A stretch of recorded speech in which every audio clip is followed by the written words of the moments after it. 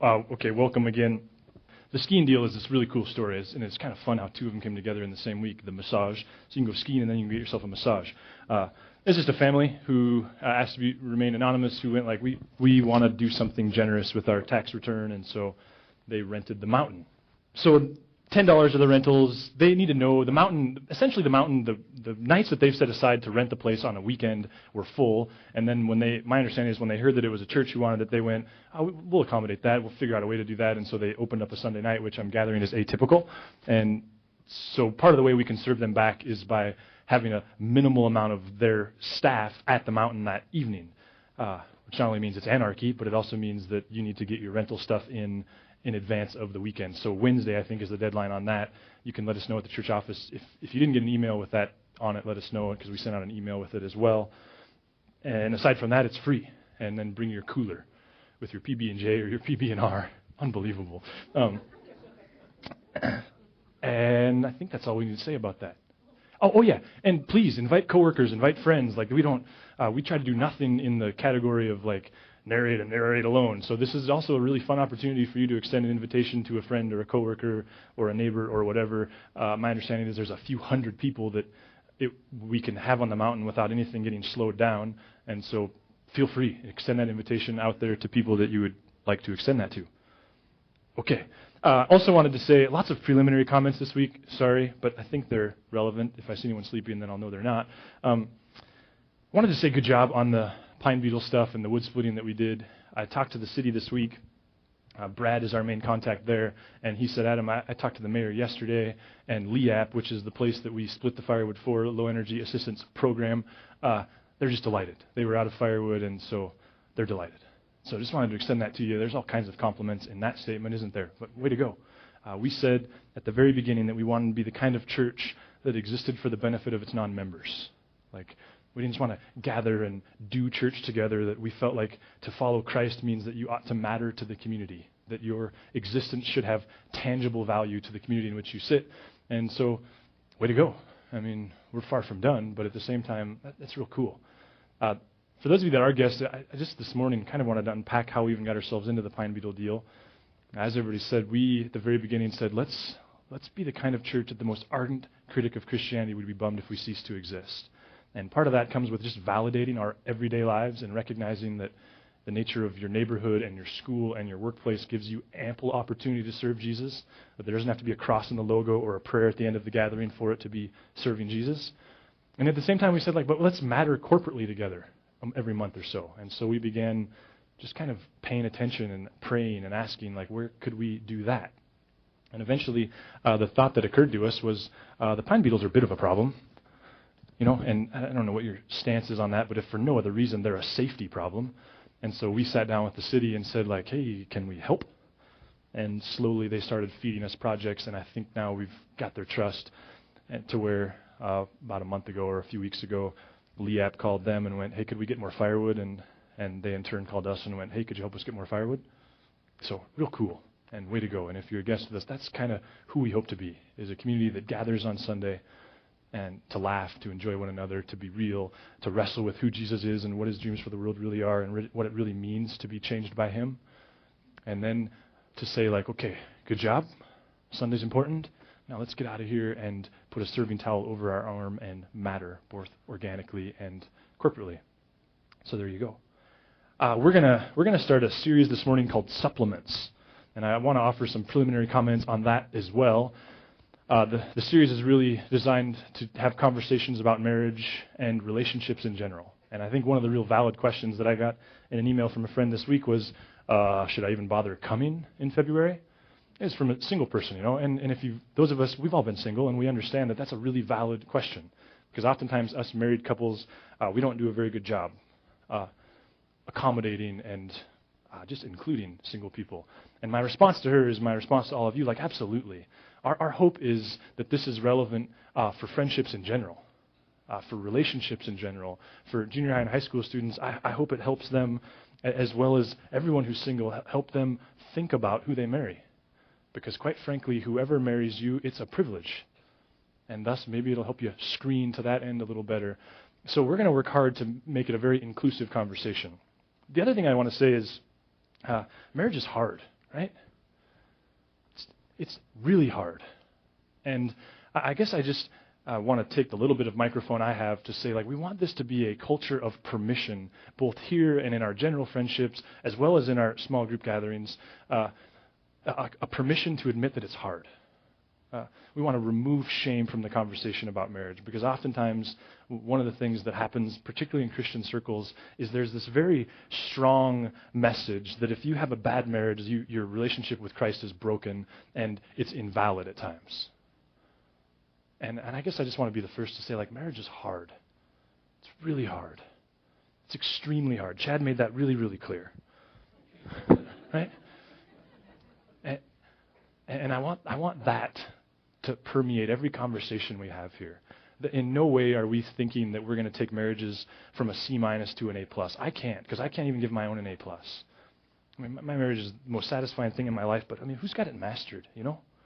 So this isn't 30 days to a great marriage. It's not have a perfect one dummy. It's none of that stuff. It's bringing a few, and that's why we titled it Supplements, is bringing a few things to the table that if you choose to supplement them into your marriage, maybe after 6 months or a year, you'll see your marriage go from a B- to a B. We're not being so naive as to think that we're going to all of a sudden save a bunch of marriages, so much as just bringing conversations to the floor and helping all of us in our marriages and our relationships in general. I have this passion, and it's growing in me, that not very much is intuitive. And I think oftentimes there's this persona that says if you'll just read your Bible, if you just love God, if you'll just be a decent person, it's natural, right? It's intuitive. I think particularly in marriage we have a habit of saying, like, well, if you're a good person and she's a good person, he's a good person, she's a good person, and they're just good people, then they'll have a good marriage. Which implies that it's intuitive. And I would suggest that it's not intuitive. That whatever strengths you have in your life, they're strengths because you were surrounded by some really quality people at some point or another. That not nearly as much is intuitive as we think is intuitive. And so please, please, please, please feel the permission to struggle through marriage and to honestly be going, I love my spouse. It's the most satisfying thing in my life. And yet it's a lot of work. Supplements. Why supplements? Did you see the... You either think that's hilarious or sacrilegious, and in either case you're learning about what we think, but we said that we wanted to provide supplements, but originally the way I talked about it was it's like enhancements for marriage. It's tools for marriage. Like 4 weeks where we bring a new tool to the table. Well, you could see how in our creative meetings that made for some inappropriate series titles, right? Like you can't really name it like marriage enhancements or marriage tools, and so thus we landed on supplements as these things that you could work into your marriage. Okay, a couple other preliminary comments, then I'm done. We're going to work into this 2 wrinkles, 2 kind of changes in the way we typically do culture. One is the small group thing. There's 4 small groups out there. There's room in a couple of them still, I think, but we'll make room if there's not. We just encourage you to be a part of those if you want to. What those are is midweek gatherings with singles and marrieds and 18-year-olds and hopefully 68-year-olds and having conversations and sharing a meal, and I think some cases just over marriage, just kind of enjoying one another. So that's one wrinkle. If you're new here, then what you don't know is so far we haven't done the small group thing. We haven't done like give us your name, we'll give you 7 best friends in 4 weeks or your money back. Like we haven't done that. And we might someday. That was a little sarcastic, sorry. But I struggle with what to do with small groups. But so this is us going like, well, let's do it for a season, and then we'll see where that goes, and hopefully some organic stuff happens, and some might be born out of that. But there's that. The other wrinkle is on February 28th, a friend of mine, I started following Jesus at 19. The next day I met a guy named Fred and met with him for 2 weeks, for 2 weeks, that was a long time, every other week ever since until I moved here. And Fred is this remarkable man who, he sold insurance for a living, retired at 50, while he was selling insurance, discipled people. Just remarkable skill in the area of pouring into and discipling people. It's like if you're from Billings and you say like the spiritual father of Billings is Fred, like no one disagrees with you. Remarkable impact across church wall borders. And the really unique thing about his gifting and the way God has equipped him is in marriage. He's currently mentoring like 200 couples. It's sick, the number of people he's discipled in his life, yada, yada, yada. That tower of cups, man, that is remarkable and distracting.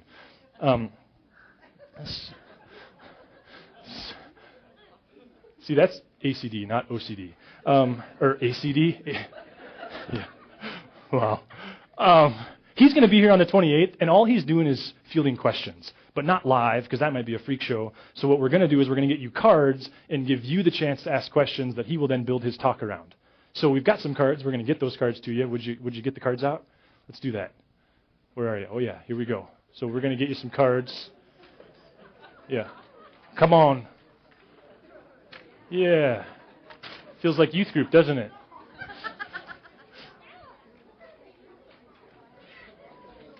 None made it to the... Oh, yeah. Did you get some up there? So, Sarah, in all her innocence, Adam, are you worried about paper cuts? No. So we're going to keep these in front of you for the next few weeks and just invite you to kind of put questions on there. No holds barred, you know. It's your opportunity to hear from a guy with 30 or 40 years of marriage experience, and so we're going to ship these to him every Tuesday, and he's going to spend a Sunday kind of powering through some questions. I think it'll be a hoot. So there's that. Okay. I'd like to pray, and then we'll jump into the week's relevance. Lord, thank you. You are a remarkable God that is at times difficult to ascertain when we reflect upon your grace and when we reflect upon your expectations.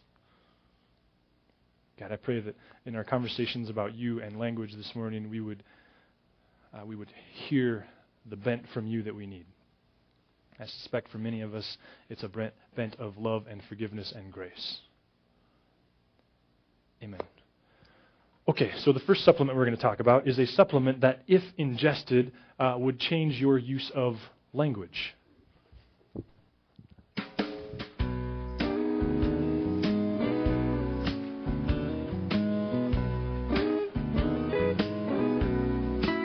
I used to have a difficult time saying nice things when it mattered most. I would want to say happy birthday and I love you, but what would come out is, why don't you go back to Stupid Town because that's where you were born.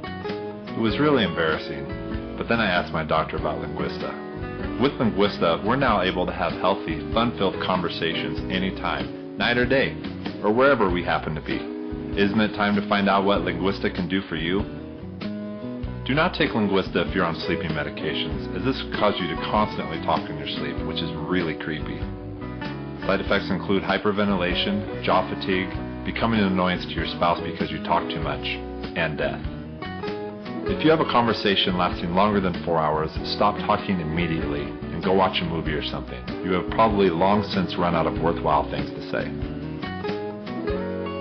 Ask your doctor about Linguista and see how it can reinvigorate your powers of constructive speaking.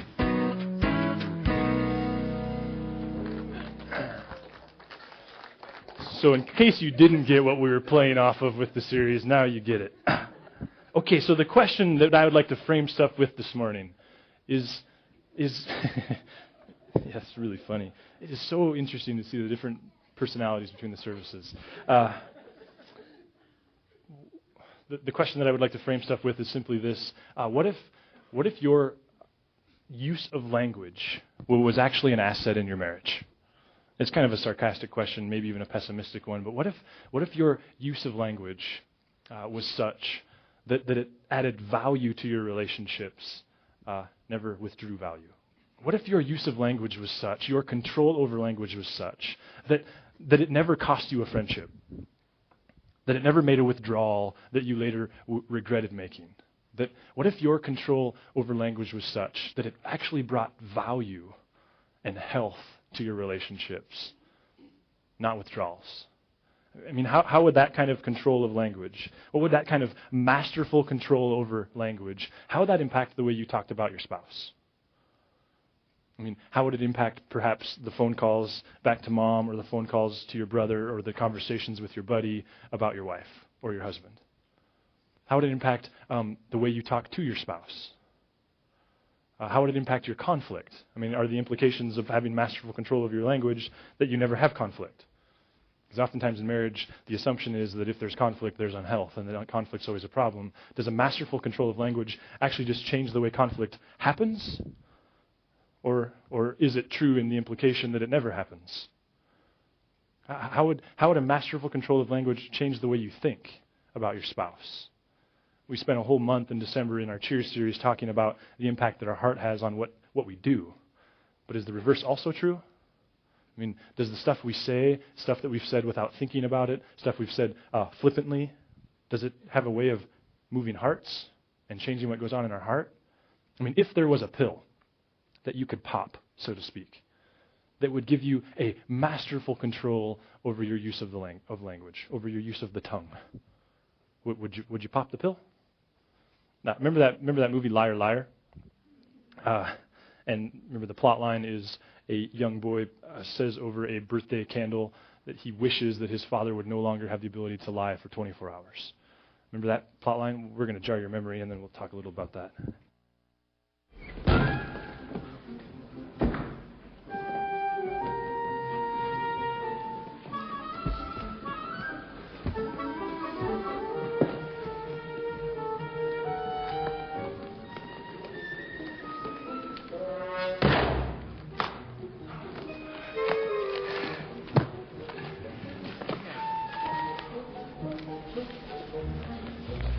You look like you're having a rough morning. Ding, ding, ding! What do we have for her, Johnny? Fletcher. Dana! All right, Samantha. How much will it take to put an end to all this? 50% of your estate. 50%? With a prenup and proof of adultery? What's your case? Our case is simply this.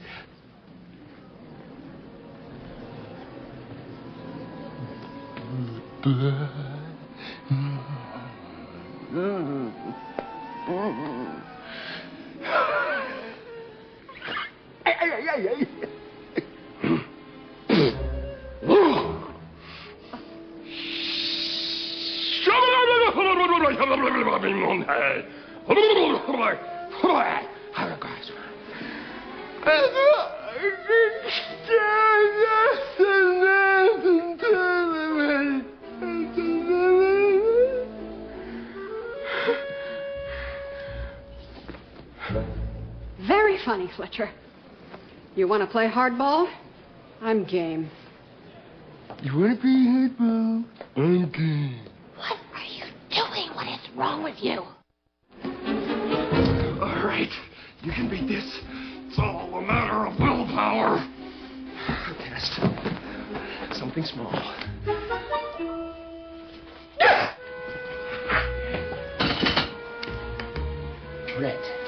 Red. All right? Now focus.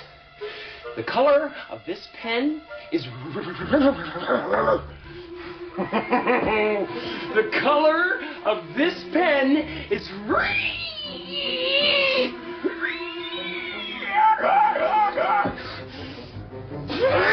The color of the pen that I hold in my hand is royal blue. I'm lying. I can't say it. I'll write it.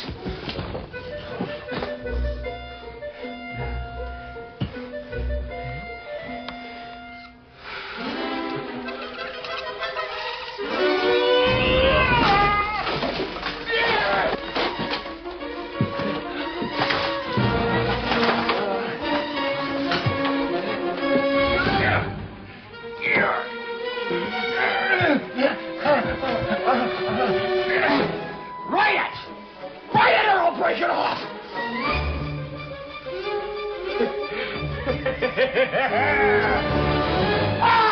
No! Come on! Stop it!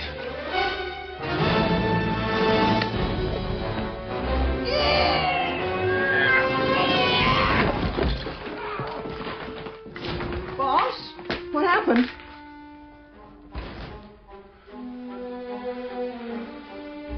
The pen is blue. The pen is blue!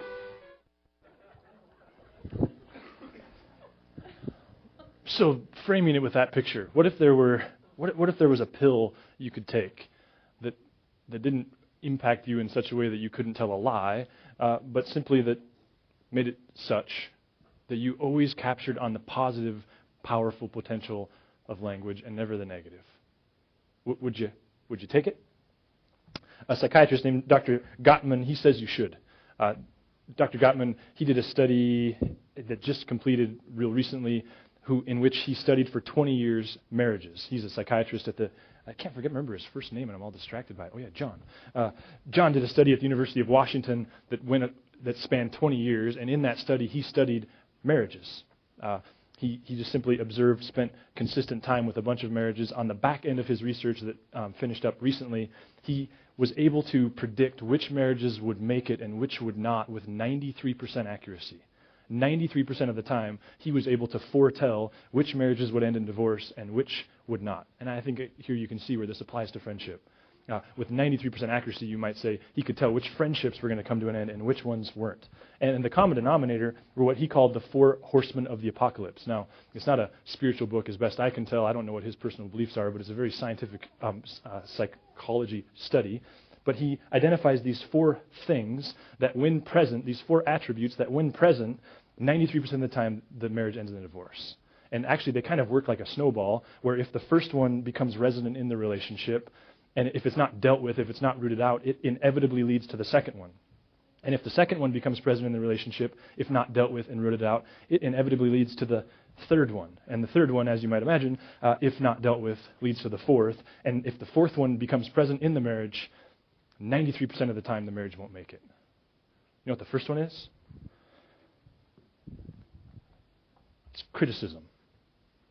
The first horseman of the apocalypse is what he calls criticism. And as we'll see, he differentiates criticism from complaining.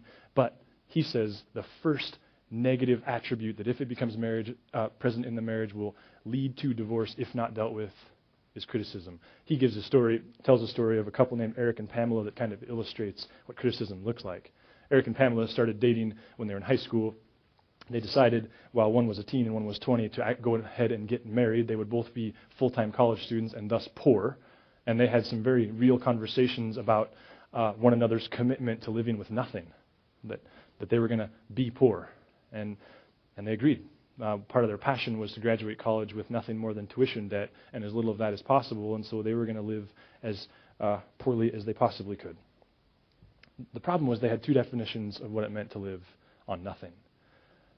For Eric, it meant you have a budget, and it's a budget that balances itself, and it's a budget that you follow. But at the same time, if you want to spend your whole grocery budget for 2 weeks on crab legs, then do that, as long as you're willing to live with the consequences, and as long as you're in that together. But for Pamela, it meant the blessed word coupon and sales.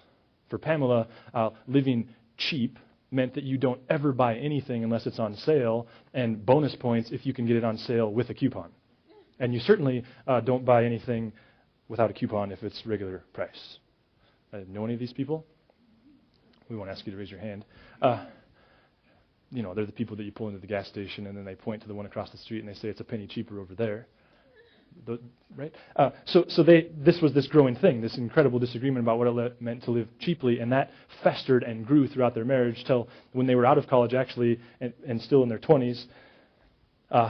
Eric came home one day with boneless, skinless chicken breasts. The audacity. And Pamela was beside herself. She was livid. Because, after all, she said, they're a lot more expensive than the ones with the skin and the bone on them. And, were those on sale? No. Did you have a coupon? No.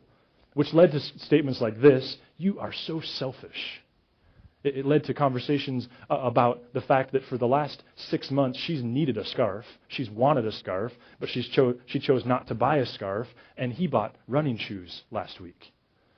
It led to conversations about, you are so selfish, all you think about is yourself, you are not nearly as invested in this marriage as I am. This is where John Gottman says, see, it's moved from complaining to criticism, and I'd like to kind of walk through the differences between the two. He defines complaining. He uses complaint in the positive, which might be a leap for some of you. It is for me. But he defines a complaint this way, that it involves attacks precise actions. So we're talking about boneless, skinless chicken breasts, nothing else. It begins with I. So it's not you're selfish. It's I feel this way when you do that. It addresses specifics. The conversation stays about chicken breasts. And here's a definition that he gives. It's a negative comment about something that you wish was otherwise. And finally, it's action-centered. Criticism, he says, attacks personality or character.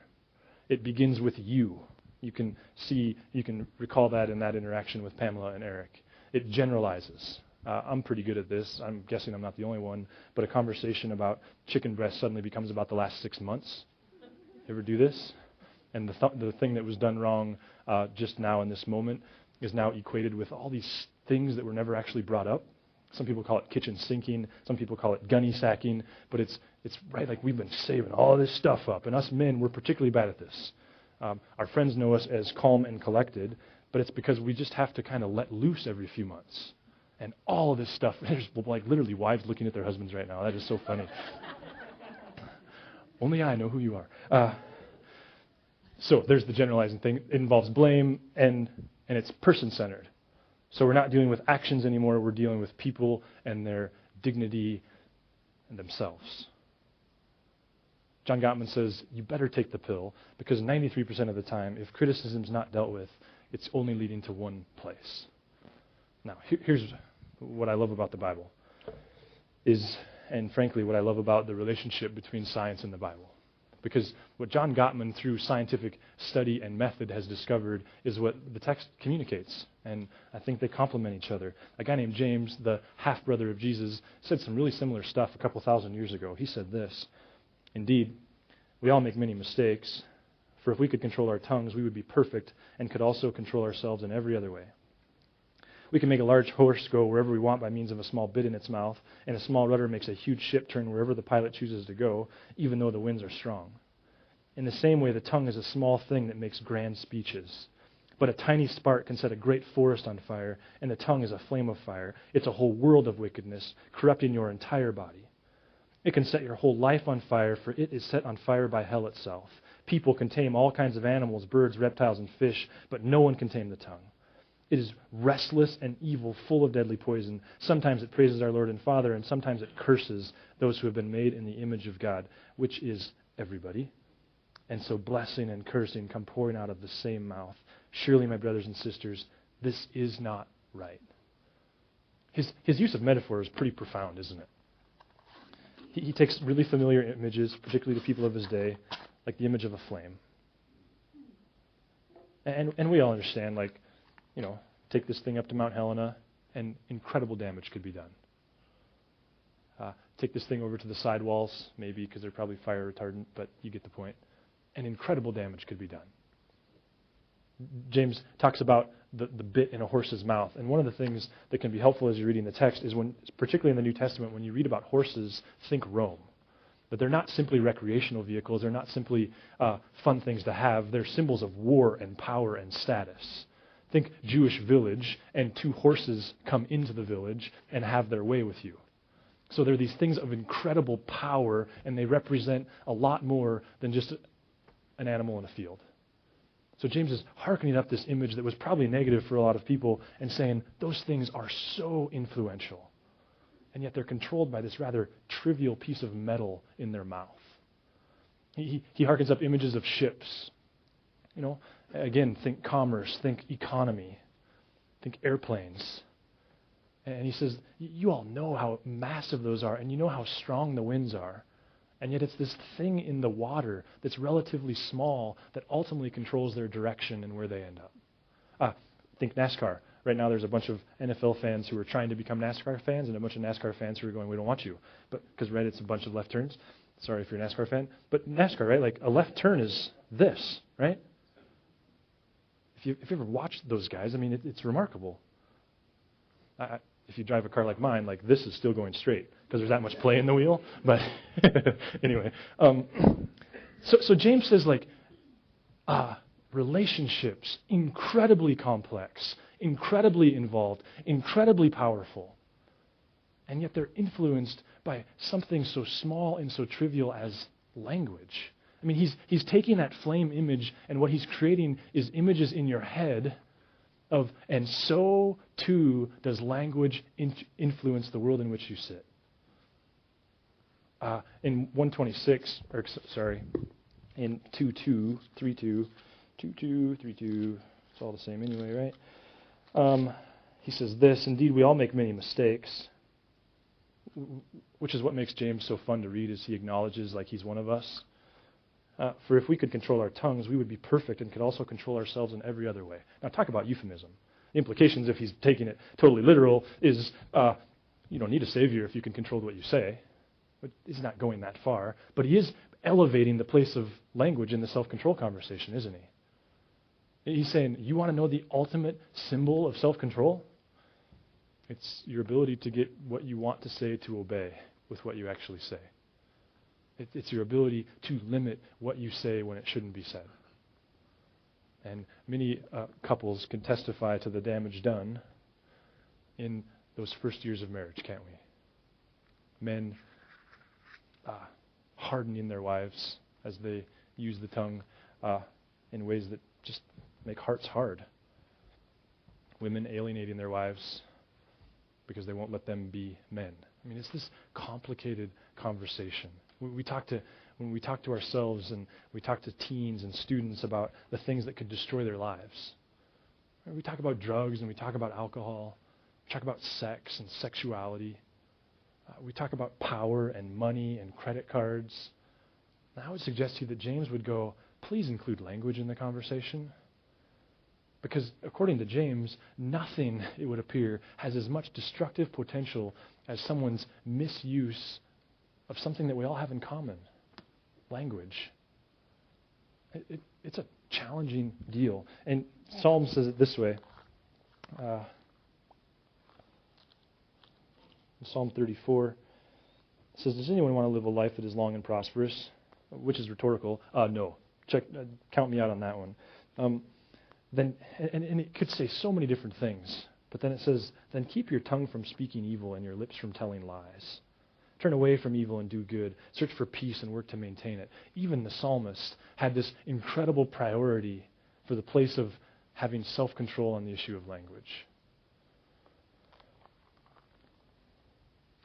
James 1:26. I just forgot a joke that I was going to tell at the beginning. I'm going to tell it now as a little bit of a break.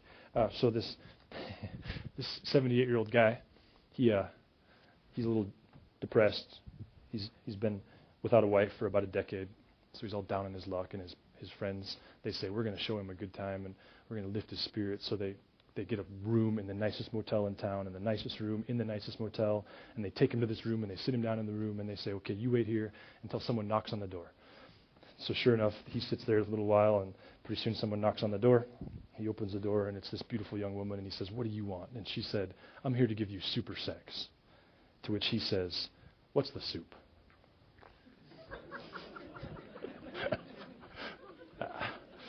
You were about to leave the church, and then I saved it.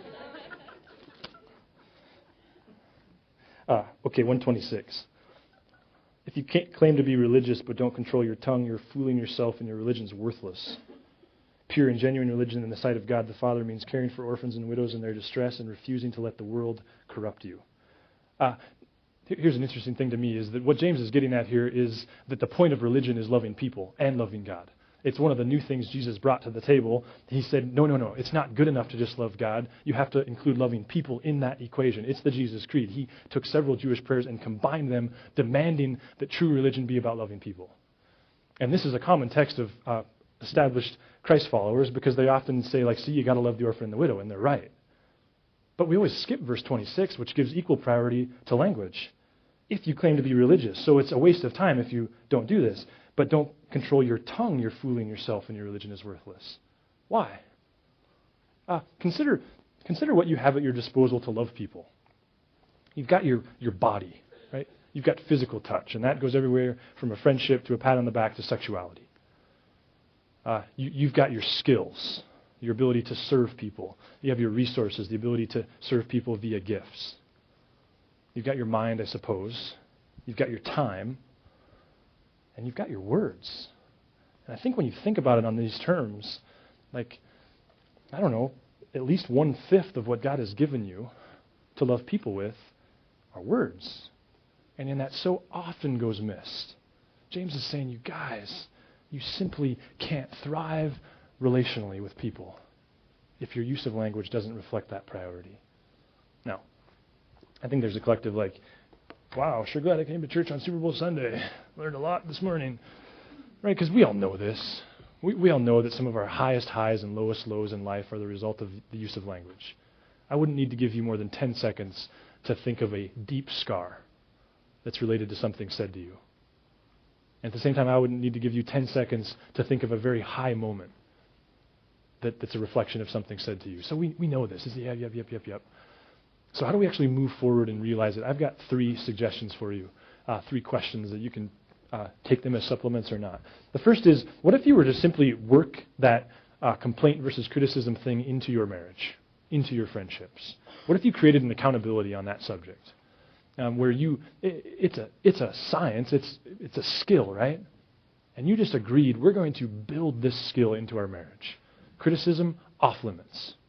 But it's going to take time. There's a test that John Gottman put out that the ushers will have available as you leave that will actually allow you to take a test to determine whether or not it's currently in your heart and in your marriage. And so I encourage you to grab that. We also grabbed a bunch of copies of the book if you would like to get in that. That's out there as well. But nonetheless, what if you just made that a part of your conversations, a part of your relationships? Whether in marriage or in friendships, you just made a concerted effort and built some accountability and help into your life to say, help me get rid of this. Because, that's part of what's so scary about John Gottman's findings is you're like, oh, wow. You mean that's the first of 4? Because that's not very hard to get that in there. Second thing that I think goes with it is what if you just agreed to never talk negatively about your spouse without their being present? And for me, this gets into the intuitive stuff because for a long time I thought it was intuitive, and then I realized, no. At our wedding, at our rehearsal, the guy who was marrying us, his wife pulled Teresa and I aside and he said, okay, you guys, the one piece of advice I have for you, Teresa, when marriage is bad, you cannot pick up the phone and call your family. Adam, same goes for you. And what continued was about a 5-minute speech about the fact that families are loyal. Adam, your parents can't handle knowing Teresa's garbage, and vice versa. They are loyal to you. You want to make a wreck of your in-law relationships? Pass on the information of the hard days. For moms, for dads, this is tough stuff. Because it would mean that you would point your child in another direction when they want to share the hard days of marriage. But it's out of a commitment to their having a great marriage. Because eventually, your loyalty to them actually doesn't steer them back into marriage, it steers them out of marriage. What if you just made a decision that I'm not going to speak about my spouse negatively ever if they're not present? Extend it beyond family. Doesn't mean that you can't have places to have conversation, but it means there's equal representation when you do have those conversations. And one of the other dangers is that there's something that needs to get talked about, and so you talk to this person about it, which relieves enough of the tension that you don't need to talk to that person anymore, so it leaves unresolved, right? What if you just said, like, you know what? In the name of gaining control over my use of language and harnessing its destructive power, I'm not going there. And finally, I think the most beautiful thing about James 3 is if it's true in the negative, it's also true in the positive, right? Like, if language can bring incredible destruction, it can also bring incredible life. And this is where we get into the power of compliments, the power of communicating stuff. Many a husband and wives, as well as friends, they think these thoughts of respect and love and generosity. The problem is they never leave our mouth. Maybe the biggest difference between dating and being married is they never leave our mouth. So maybe for you it's just also learning how to pass on the stuff you think, how to say the kind thing. Finally, there's this, and then we'll close up.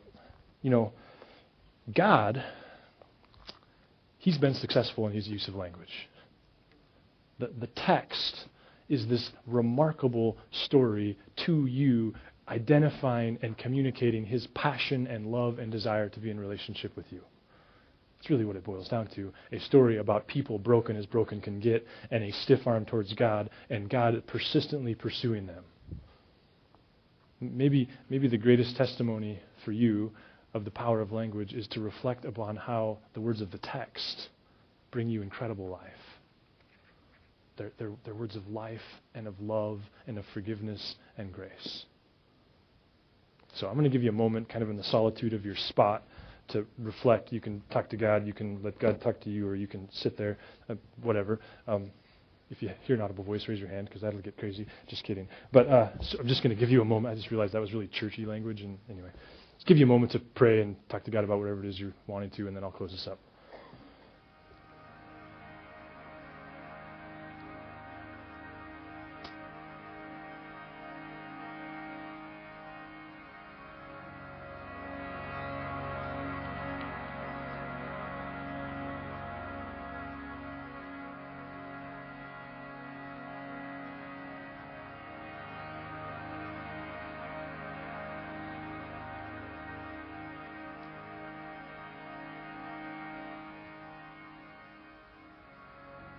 Lord, I guess ultimately we hope to reflect upon the remarkable power of something as common as language. I pray that marriages and friendships and relationships would improve just a bit as we become people who are disciplined and capable of controlling our tongues, harnessing it. God, that you'd help us, because this stuff is easy to talk about and hard to do. For people, Lord, here this morning who what's relevant for them is hearing your voice of truth and love, of grace and forgiveness brought about by Jesus and the cross and the resurrection. I pray that that voice would prevail in their hearts and minds as well. It's in Jesus' name we pray. Amen.